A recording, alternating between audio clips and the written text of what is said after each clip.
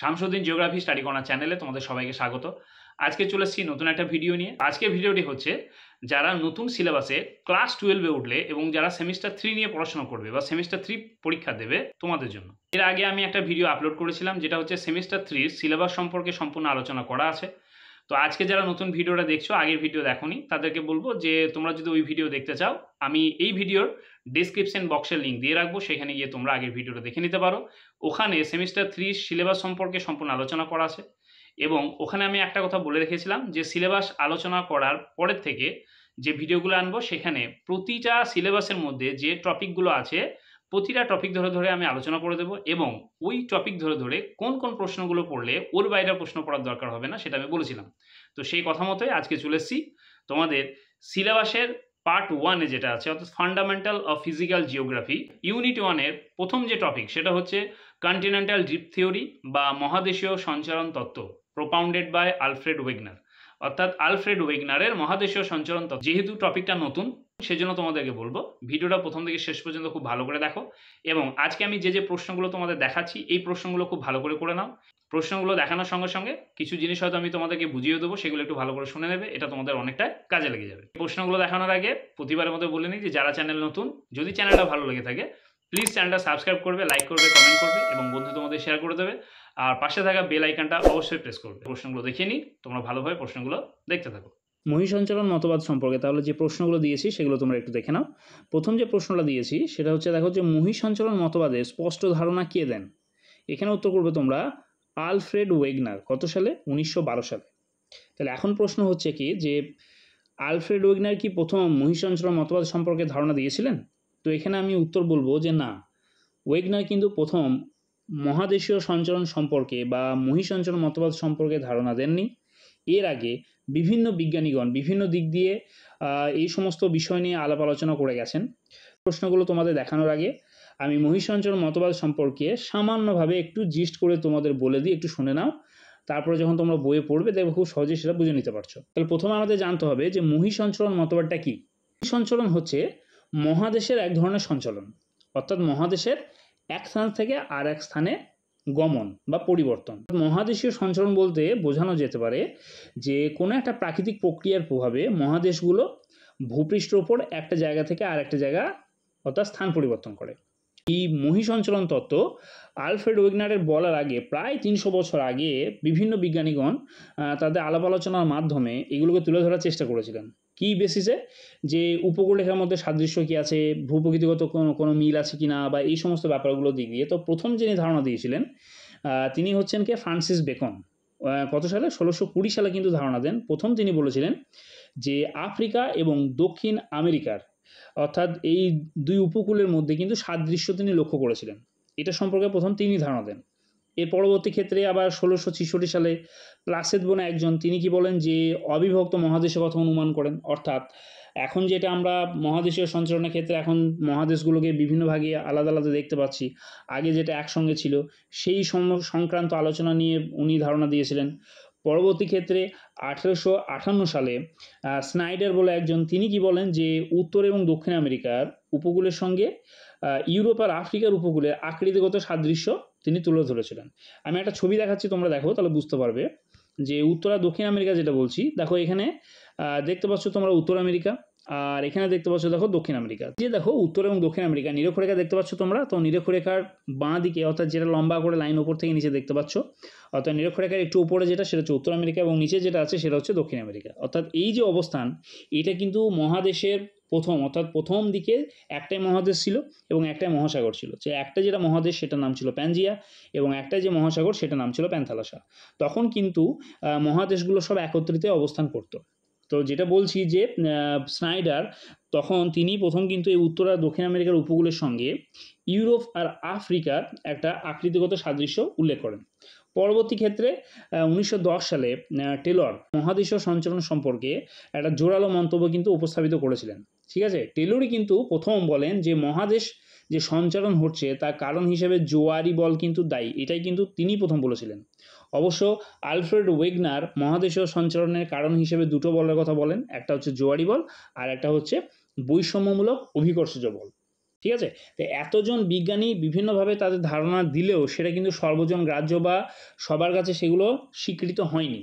Alfred ওয়েগনারের তত্ত্বটি কিন্তু সকলের কাছে সমাদৃত হয়েছিল। তার কারণ হিসেবে বলা যেতে পারে যে আলফ্রেড ওয়েগনার তিনি কিন্তু ছিলেন একজন আবহবিদ, অর্থাৎ আবহাওয়া সংক্রান্ত গবেষণা করতে গিয়ে তিনি দেখেন এই যে মহাদেশগুলো দেখতে পাচ্ছি, অর্থাৎ এখন যে আমরা মহাদেশগুলো জানি উত্তর আমেরিকা, দক্ষিণ আমেরিকা, আফ্রিকা, অস্ট্রেলিয়া, যে মহাদেশগুলো আছে, অর্থাৎ মহাদেশগুলোর মধ্যে প্রাচীন জলবায়ুর কিন্তু অস্তিত্ব তিনি অনুসন্ধান করতে যান এবং সেটা অনুসন্ধান করতে গিয়েই এই মহাদেশীয় সঞ্চরণ সম্পর্কে বিভিন্ন ধারণা তার মনের মধ্যে আসে এবং মহাদেশীয় এই সঞ্চরণের মতবাদগুলো কিন্তু তুলে ধরেন এবং সেটা পরবর্তী ক্ষেত্রে সকলের কাছে কিন্তু গ্রহণযোগ্য হয়। কী কী কথা তিনি বলেছিলেন? তিনি বলেছিলেন যে মহাদেশগুলো যদি আগে একত্রিত অবস্থা না থাকতো তাহলে গ্রিনল্যান্ডে ফান জাতীয় উদ্ভিদ কী করে জন্মায়? ঠিক আছে। ২ নম্বর তিনি আর কি বলেছিলেন সেটা হচ্ছে যে তুন্দ্রাতে অর্থাৎ অতিশীতল জলবায়ুতে সেখানে কয়লার সঞ্চয় কী করে দেখা যায়? ঠিক আছে। ৩ নাম্বার তিনি বলতে চেয়েছেন যে উপদ্বীপীয় ভারত, অস্ট্রেলিয়া এই সমস্ত অংশে বরফের সঞ্চয় কেন দেখা যায়? ঠিক আছে। তাহলে এই প্রশ্নগুলো কিন্তু তার মধ্যে উত্থাপিত হয়েছিল এবং সেগুলোকে আলোচনা করতে গিয়ে তিনি এই সিদ্ধান্তে উপনীত হয়েছিলেন যে হয় মহাদেশগুলো এক জায়গায় স্থির ছিল এবং জলবায়ু এক স্থান থেকে অন্য স্থানে স্থানান্তরিত হয়েছে, আর তা না হলে জলবায়ুগুলো কিন্তু নিজের জায়গাতে স্থির ছিল, মহাদেশগুলো স্থানান্তরিত হয়েছে এবং পরবর্তী ক্ষেত্রে নতুন মহাদেশ এবং মহাসাগরের সৃষ্টি হয়েছে। তো এখান থেকেই কিন্তু উৎপত্তি হয় মহীসঞ্চরণ মতবাদের এবং সেটা পরবর্তী ক্ষেত্রে সকলের কাছে কিন্তু গ্রহণযোগ্য হয়। তো এটাই হচ্ছে মহীসঞ্চরণের মূল তত্ত্ব। তোমাদেরকে আমি কতগুলো ছবি দেখাচ্ছি, সেটা একটু দেখো যে মহাদেশীয় যে সঞ্চরণ সেটা কখন থেকে আরম্ভ হয় এবং কখন পর্যন্ত চলতে থাকে। তো দেখো প্রথমে একটা ছবি তোমরা দেখতে পাচ্ছ, এখানে দেখতে পাচ্ছ একটাই মহাদেশ এবং একটাই মহাসাগর। যে মহাদেশ সেটা নাম ছিল প্যানজিয়া এবং একটাই মহাসাগর ছিল সেটা নাম হচ্ছে প্যান্থালাসা। অর্থাৎ এই সময় কিন্তু সমস্ত মহাদেশ এক জায়গায় অবস্থান করত এবং একটাই মহাসাগর ছিল, মাঝখানে আছে নিরক্ষরেখা। পরবর্তী ক্ষেত্রে মহাদেশের সঞ্চারণ যখন ঘটে, অর্থাৎ ওয়েগনারের মতে দুটি কারণের জন্য মহাদেশের সঞ্চারণ ঘটেছিল। একটা হচ্ছে বৈষম্যমূলক অভিকর্ষজ বল আর ২ নম্বর হচ্ছে জোয়ারি বল। তো তারপর থেকে মহাদেশের মধ্যে ভাঙন শুরু হয়। তো এটা দেখতে পাচ্ছ যে কার্বনিফেরাস উপযোগে কিন্তু এই দক্ষিণ আন্টার্কটিকা আর এখানে হচ্ছে তোমার হচ্ছে দক্ষিণ আমেরিকার আন্টার্কটিকার এই পোর্শনটাতে এখানে প্রথম কিন্তু একটা ভাঙ্গন সৃষ্টি হয়, অর্থাৎ একটা ফাটলের সৃষ্টি হয়, যেটা হচ্ছে কার্বনিফেরাস উপযোগে। এবার আসছি দেখো ২ নম্বর ছবি, যেখানে দেখতে পাচ্ছি কি দেখো যে আগে যেটাতে দেখলাম আমরা এক জায়গায় ছিল সেখান থেকে দেখো কি না আস্তে আস্তে একটু সরে গেছে, অর্থাৎ উত্তর দিকে একটা ভূখণ্ডের সৃষ্টি হয়েছে এবং দক্ষিণ দিকে একটা ভূখণ্ডের সৃষ্টি হয়েছে এবং যেটা সৃষ্টি হয়েছে কোন উপযোগে? ট্রায়াসিক উপযোগে, অর্থাৎ প্রায় আজ থেকে ২০ কোটি বছর আগে। এবং উত্তর দিকে যে অংশটা সৃষ্টি হয়েছে সেটা নাম হচ্ছে দেখো লরেশিয়া এবং দক্ষিণ দিকে যেটা ভূখণ্ডের সৃষ্টি হলো সেটা নাম হলো গন্ডোয়ানাল্যান্ড। লরেশিয়া উত্তর দিকে স্থানান্তরিত হলো এবং গন্ডোয়ানাল্যান্ড দক্ষিণ দিকে স্থানান্তরিত হলো এবং মাঝখানে দেখো একটা সাগরের সৃষ্টি হলো, অর্থাৎ আগে যেটা প্যান্থালাসা ছিল সেই প্যান্থালাসাটা পরিবর্তিত হয়ে মাঝখানে যে সাগর সৃষ্টি হলো সেটার নাম হচ্ছে দেখো টেথিস সাগর। এটা হলো তোমার ট্রায়াসিক উপযোগে। এবার আসি ৩ নম্বর ছবিটা দেখো। ৩ নম্বর ছবিটা আরও বুঝতে পারবে মহাদেশগুলো দেখো কিন্তু কি আরও ক্রমশ সরে যাচ্ছে এবং সরে গিয়ে কী কী মহাদেশ আমরা দেখতে পাচ্ছি দেখো ইউরোপ, উত্তর আমেরিকা, এশিয়া, এছাড়াও দেখো দক্ষিণ America, Africa, Bharat, Australia, Antarctica এই সমস্ত মহাদেশগুলো কিন্তু আস্তে আস্তে ক্রমশ পরস্পর থেকে সরে যেতে লাগলো এবং এটা কখন হয়েছে না, এটা আরম্ভ হয়েছিল জুরাসিক উপযোগে। জুরাসিক উপযোগে অর্থাৎ প্রায় ১৩.৫ কোটি বছর পূর্বে। এবং তখন কি হয়েছে না উত্তর আমেরিকা ও ইউরেশিয়ার অর্থাৎ ইউরোপ ও এশিয়ার এই ৩টে মহাদেশের সৃষ্টি হয়। গন্ডোয়ানাল্যান্ড যেটা ছিল আগে আমরা একটু দেখতে পেলাম, গন্ডোয়ানাল্যান্ডটা ভেঙে তখন কী তৈরি হলো? দক্ষিণ America, Africa, Bharat, Australia, Antarctica, ঠিক আছে, এই সমস্ত মহাদেশগুলো কিন্তু সৃষ্টি হলো। এর পরবর্তী ক্ষেত্রে যখন আরও মহাদেশের সঞ্চালন ঘটে তখন সেটা হচ্ছে দেখো কোন যুগে? ক্রেটাসিয়াস উপযোগে। কী তৈরি হলো? ক্রেটাসিয়াস উপযোগে না সাধারণত কী তৈরি হলো না আফ্রিকা এবং দক্ষিণ আমেরিকা বিচ্ছিন্ন হয়ে তৈরি হলো আটলান্টিক মহাসাগর। ঠিক আছে, উপদ্বীপীয় ভারত ইউরেশিয়ার সাথে মিলিত হলো। অস্ট্রেলিয়া পূর্ব দিকে সরে গেল এবং কী তৈরি হলো দেখো না ভারত মহাসাগরের সৃষ্টি হলো। এভাবেই কিন্তু কিনা ক্রেটাসিয়াস উপযোগে সমস্ত মহাদেশগুলো আরও বিচ্ছিন্ন হলো এবং এটা হচ্ছে সর্বশেষ ছবি, অর্থাৎ এইটা হচ্ছে কিনা আমাদের বর্তমানে আমাদের মহাদেশগুলো এবং মহাসাগরের অবস্থান হচ্ছে এইটা, অর্থাৎ এইটাতে কিন্তু আমরা দেখতে পাই। এটা গেল মোটামুটি মহাদেশীয় সঞ্চরণ তত্ত্ব সম্পর্কে ধারণা। সামান্য ভিডিওর মধ্যে গোটা জিনিসটা বোঝানো সম্ভব নয়, তো এরপরেও আরও ভিডিও আসবে, সেখানে আরও আলোচনা আমি করে দেবো। আর যেটুকু বললাম এটা একটু পড়ো, তারপরে এরপরে তোমরা বই থেকে অবশ্যই পড়বে, সেখান থেকে দেখবে ধারণা আরও পরিষ্কার হয়ে যাবে। এরপরেও যদি তোমাদের কিছু বুঝতে অসুবিধা হয়ে থাকে তাহলে আমাকে কমেন্ট বক্সে কমেন্ট করবে, আমি সেখানে পরের ভিডিওতে সেগুলো আরও ভালো করে বুঝিয়ে দেবো। প্রশ্নগুলো তোমরা একটু করবে ভালো করে, সেটা আমি দেখিনি। তো 2 নম্বর যে প্রশ্ন দিয়েছি দেখো, মহীসঞ্চরণ মতবাদ সম্পর্কে ওয়েগনারের রচিত ইংরেজি গ্রন্থের নাম কি এবং কত সালে প্রকাশিত হয়? তো উত্তর করবে তোমরা the origin of continents and ocean, এবং এটা প্রকাশিত হয়েছিল 1924 সালে। 3 নম্বর প্রশ্ন দেখো, ওয়েগনারের মহীসঞ্চরণ মতবাদের ধারণা কিভাবে উত্থাপন করেন? তো যেটা একটু আগে বললাম, বিশ্বব্যাপী অতীত যুগে জলবায়ু সম্পর্কে গবেষণা করতে গিয়ে তিনি এই ধারণা উত্থাপন করেন। পরের প্রশ্ন দেখো, নোভাম অর্গানাম বইটির প্রবক্তা কে? উত্তর করবে ফ্রান্সিস বেকন। আচ্ছা, পরের প্রশ্ন 5 নাম্বার দেখো, কি শিলার বয়স নির্ণয় করা হয় কোন পদ্ধতিতে? উত্তর করবে তোমরা রেডিওমেট্রিক পদ্ধতিতে। পরের প্রশ্ন দেখো যেটা দিয়েছি, পারমিয়ান উপযুগে সমস্ত মহাদেশীয় ভূখণ্ডগুলির একত্রিত অবস্থানকে কি বলে? উত্তর করবে প্যানজিয়া। পরের প্রশ্ন দেখো, প্যানজিয়ার চারিদিকে যে মহাসাগর অবস্থান করতো তার নাম কি? এখানে উত্তর করবে তোমরা প্যান্থালাসা। পরের প্রশ্ন, প্যানজিয়া শব্দের অর্থ কি? উত্তর করবে সমগ্র ভূখণ্ড। আচ্ছা, এর পরের প্রশ্ন দেখো, কোন ভূতাত্ত্বিক উপযুগ পর্যন্ত প্যানজিয়া একত্রিত ছিল? তো এখানে উত্তর হবে কার্বনিফেরাস। আচ্ছা, পরের প্রশ্ন দেখো, লরেশিয়ার অন্য নাম কি? অর্থাৎ এখানে উত্তর করবে তোমরা আঙ্গারল্যান্ড। আচ্ছা, পরের প্রশ্ন, প্যানজিয়ার কেন্দ্রস্থলে কোন মহাদেশ অবস্থান করত? উত্তর হবে দেখো আফ্রিকা মহাদেশ। আচ্ছা, এর পরের প্রশ্ন দেখো, মহাদেশের উপকূল অঞ্চলের আকৃতির মিল বা জোড়কে কি বলে? উত্তর করবে জিগস ফিট। আচ্ছা, পরের প্রশ্ন, গন্ডোয়ানা ল্যান্ডের নামকরণ কিভাবে হয়েছে? তো উত্তর করবে এখানে গন্ড নামক উপজাতি থেকে। এই প্রশ্নগুলো খুব ভালো করে করো এবং এগুলো পড়লেই দেখবে তোমরা এখান থেকে অনেক প্রশ্ন কমন পেয়ে যাবে। আচ্ছা, পরের প্রশ্ন দেখো, কোন অংশ নিয়ে লরেশিয়া গঠিত? উত্তর করবে তোমরা উত্তর আমেরিকা, ইউরোপ এবং এশিয়া। পরের প্রশ্ন দেখো, কোন কোন অংশ নিয়ে গন্ডোয়ানা ল্যান্ড গঠিত? উত্তর হবে দেখো দক্ষিণ আমেরিকা, আফ্রিকা, আন্টার্কটিকা, অস্ট্রেলিয়া এবং উপদ্বীপীয় ভারত। আচ্ছা, পরের প্রশ্ন 16 নাম্বার, কি যে প্যানজিয়ার মধ্যভাগে পূর্ব পশ্চিমে বিস্তৃত সমুদ্রের নাম কি? উত্তর হবে দেখো তেথিস। আচ্ছা, পরের প্রশ্ন, গন্ডোয়ানা ল্যান্ড ভেঙে টুকরো হয়ে উত্তর দিকে স্থানান্তরিত হয়েছিল বলে কোন পর্বতমালার সৃষ্টি হয়েছে? উত্তর করবে তোমরা হিমালয় পর্বতমালা। পরের প্রশ্ন, কোন অক্ষরেখায় বৈষম্যমূলক অভিকর্ষজ বলের মান বেশি হয়? উত্তর করবে 45 ডিগ্রি অক্ষরেখায়। আচ্ছা, পরের প্রশ্ন, ওয়েগনার মহাদেশীয় ভূখণ্ডগুলির দক্ষিণ মেরু থেকে সঞ্চালনকে কী নামে অভিহিত করেছেন? উত্তর করবে মেরু থেকে যাত্রা। পরের প্রশ্ন, ভূপৃষ্ঠে মেরুর স্থান পরিবর্তনকে কি বলে? উত্তর হবে মেরু ভ্রমণ বা পোলার ওয়ান্ডারিং। পরের প্রশ্ন 21 নম্বর, লরেশিয়া ভূখণ্ড ভেঙে পশ্চিম দিকে স্থানান্তরিত হয়েছিল বলে কোন পর্বতমালার সৃষ্টি হয়েছে? তো উত্তর করবে তোমরা রকি পর্বতমালা। এর পরের প্রশ্ন দেখো, কোন ভূতাত্ত্বিক উপযুগের শুরু থেকে প্যানজিয়ার ভেঙে যেতে থাকে? উত্তর হবে দেখো কার্বনিফেরাস।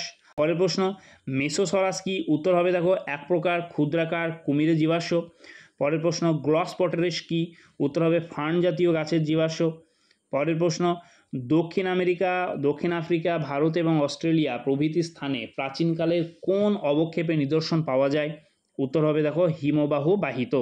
প্রথমে বোঝানোর সময় যে কথাটা বলেছিলাম সেটাই। আচ্ছা, পরের প্রশ্ন, কোন বলের প্রভাবে মহাদেশগুলি পশ্চিম দিকে সঞ্চরণ করে? উত্তর করবে তোমরা জোয়ারি বল। পরের প্রশ্ন, কোন বলের প্রভাবে মহাদেশগুলি উত্তর দিকে সঞ্চরণ করে? এখানে উত্তর করবে বৈষম্যমূলক অভিকর্ষজ বল। আচ্ছা, পরের প্রশ্ন দেখো, মহীসঞ্চরণ মতবাদ অনুসারে ভারতের সঞ্চরণ কোন দিকে হচ্ছে? উত্তর করবে উত্তর দিকে।